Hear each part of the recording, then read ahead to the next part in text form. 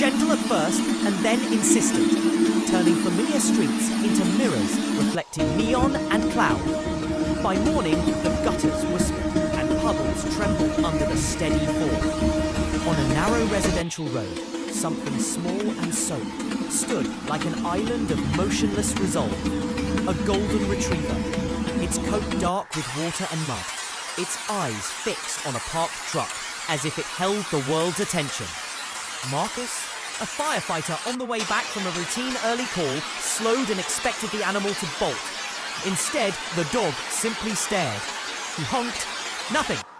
He stepped out, palms open, and felt the stranger's tug. The dog wanted him to follow. The animal slipped along wet concrete and guided Marcus down a thin alley between houses.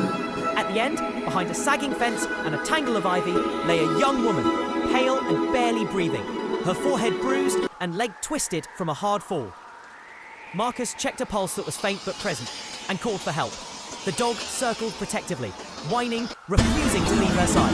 Paramedics arrived. Blankets were wrapped and a stretcher carried the fragile body away beneath flashing lights and the relentless rain. At the hospital, the dog waited through hours, overlooking sliding doors, ignoring offered food and shelter. Staff noticed how he refused to abandon his vigil.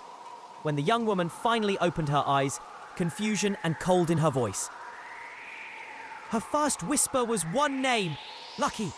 It was the only word she could find, and it fit the dog like a ribbon. He bolted forward the second the doors opened, skidding on polished tile, and launched himself onto the bed as if they'd never been a second apart. Laughter broke the tense air. Tears followed. They would later call the quick recovery resilience. Medical staff amazed at how fast she improved.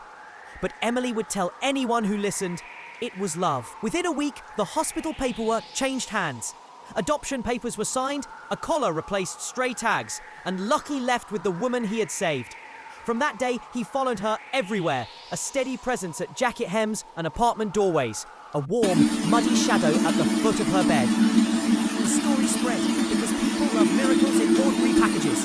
A life found in a back alley, a bond forged in rain and fear that becomes the anchor for two souls.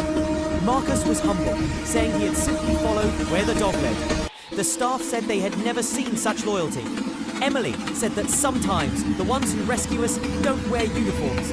Sometimes they come on four paws and a wagging tail, insisting that the world notice. And sometimes the smallest, most persistent acts of faith, a dog refusing to move from the middle of a wet street, deliver the largest, most human miracles.